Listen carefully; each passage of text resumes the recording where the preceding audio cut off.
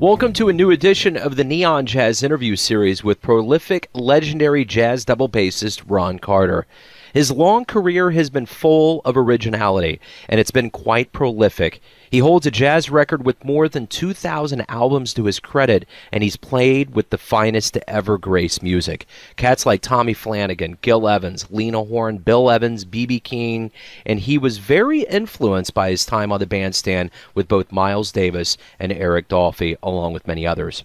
Over the course of our conversation, he discussed what has been going on lately, his teaching philosophy, his legacy, and much more. Please dig this interview, my friends.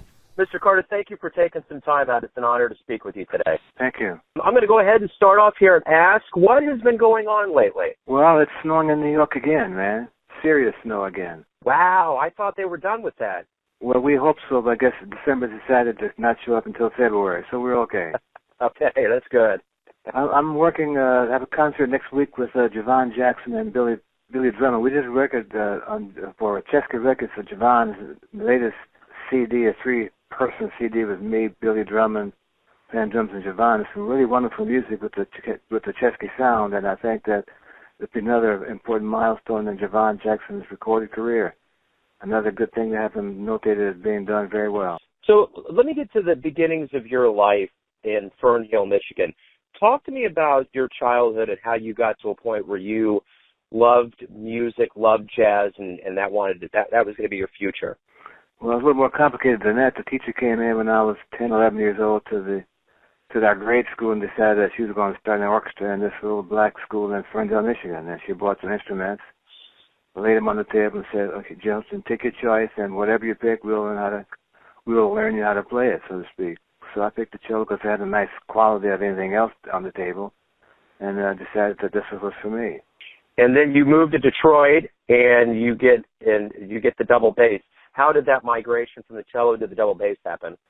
Well, I was playing in the orchestra at school at Cass Tech, and the school got these opportunities to play at small function PTA conventions and those kinds of in-town musical events, and I never got invited. I thought I played as good as a first-chair cellist, and I thought that was not okay. So I looked around, and there was no bass player, so I said, if I play bass, they'll have to call me. So I switched to bass.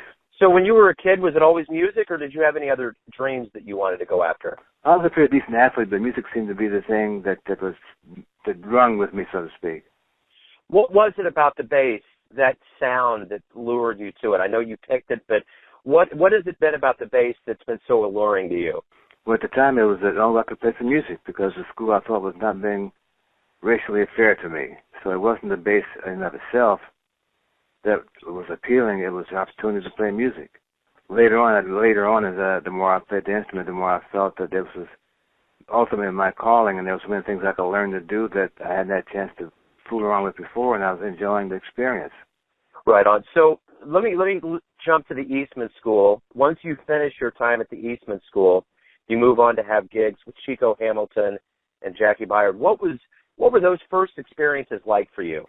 Well, I feel like I belonged there. I mean, I never felt afraid of those guys. I never felt afraid of their music. They were Chico's band with Eric Dolphy and Dennis Budimir playing guitar. They were helpful. They were cheerful. They were knowledgeable. They were sharing about their thoughts about not just Chico's music, but music in general.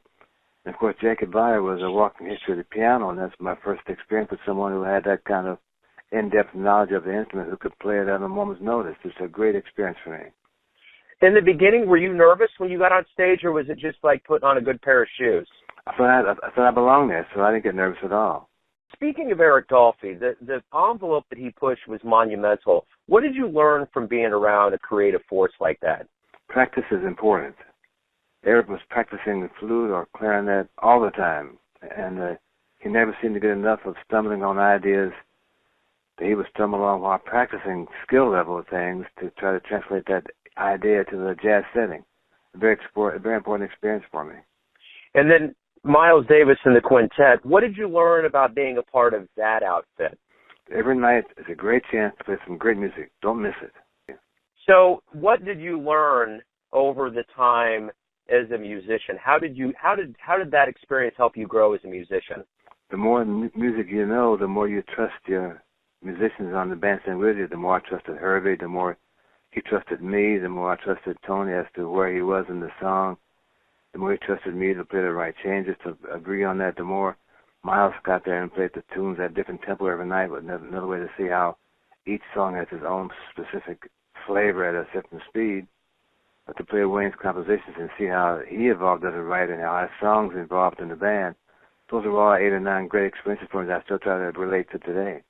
So over your career, you're the most recorded jazz bassist with 2,221 recording credits. Is there a period in your life that you feel you created the most, you were more prolific than another period? Yesterday. Right on. What did that 1993 Grammy for Around Midnight mean to you? I felt that it gave us a little more work than it did. Everyone hopes that that kind of award acknowledgement is the boost that their career finally needs, and I thought that once we got that award and the one with the Miles Davis Tribute Band, we'd get more work and better planned work and more options to share this with the audience, and those two events never took place for me, so I was a little disappointed in the results as I anticipated. So let's go back to the 2,221 recording credits. What does that achievement mean for you to have such a level of longevity with your jazz career?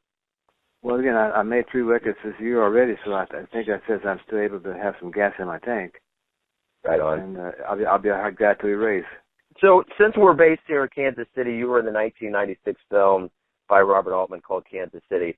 Mm-hmm. Have you spent some time here in Kansas City playing live gigs? Not enough. I'm trying to get down there, but it's hard to put together a tour that includes that part of the country. You know, travel is more and more expensive, and there are fewer and fewer rooms to play, so it's difficult to hook up a tour that keeps the travel cost at an amount of the budget that's reasonable and still be able to pay the band the salary that they're worth. So I haven't been down there since that movie, and I'm sorry I haven't, because I love the city. Had great food. I wanted to see the museums, the baseball museums. I just haven't been able to hook up a tour with that as part of our itinerary. So what pulled you into doing this film? I guess Robert Altman heard me play on some records and thought that this would be a nice sound for the movie, and knowing Harry Belafonte, he agreed that I'd be a good choice to help the band sound a certain way. And then you also appeared in the HBO series Tremmy. What was that experience like to be in that series? Well, for me, was to spend that kind of time in New Orleans, which I had only passed through or played a one-set concert and left the next day. It got a chance for me to see the city and to meet some of the people who make the city go around, so to speak. And it was just not too much time after the awful weather disaster that they had down there. So I got a chance to walk through the neighborhoods and see the devastation and the damage and feel the people's spirit that they weren't going to give it up, and they were going to determine to make the city come back to certainly better than it was before the hurricane and the terrible floods. I got a chance to be a part of that emotion. It was quite an experience for me. Let me ask you, as a distinguished professor at the City College and a teacher at Juilliard, what is your teaching philosophy with your students? Answer the question as honest as you can and give them some standards to match up to. Who do you think has been one of your greatest teachers for music?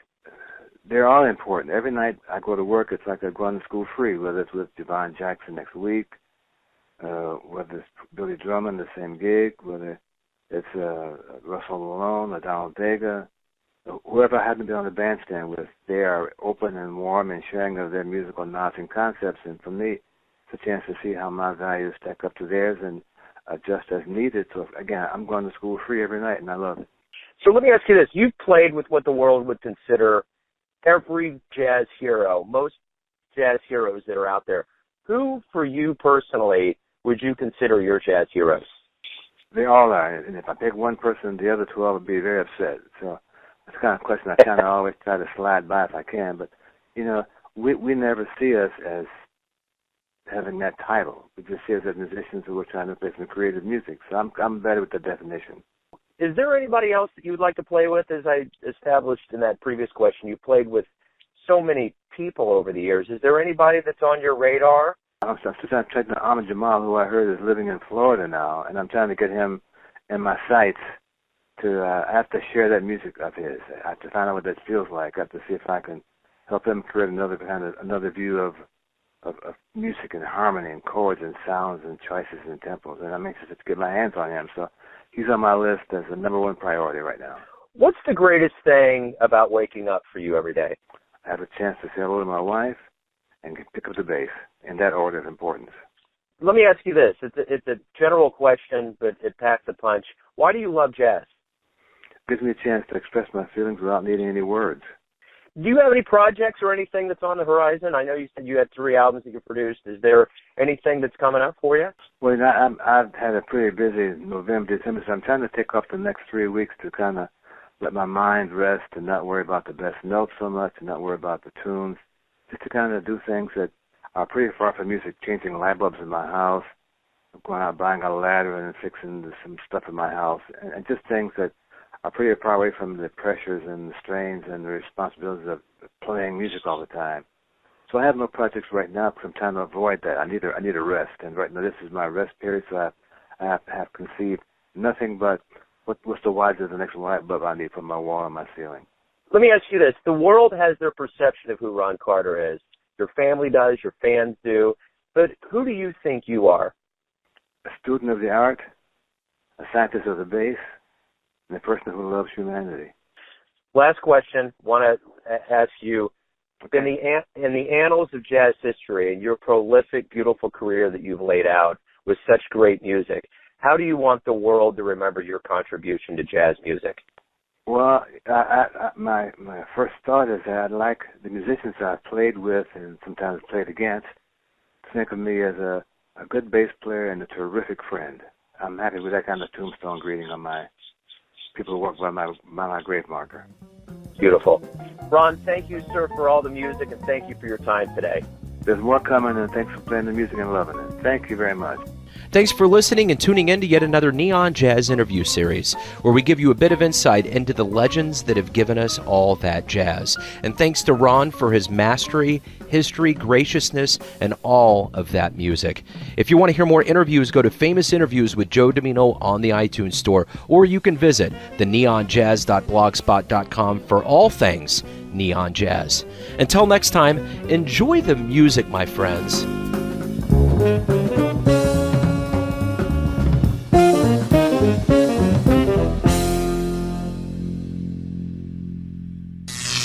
Neon Jazz.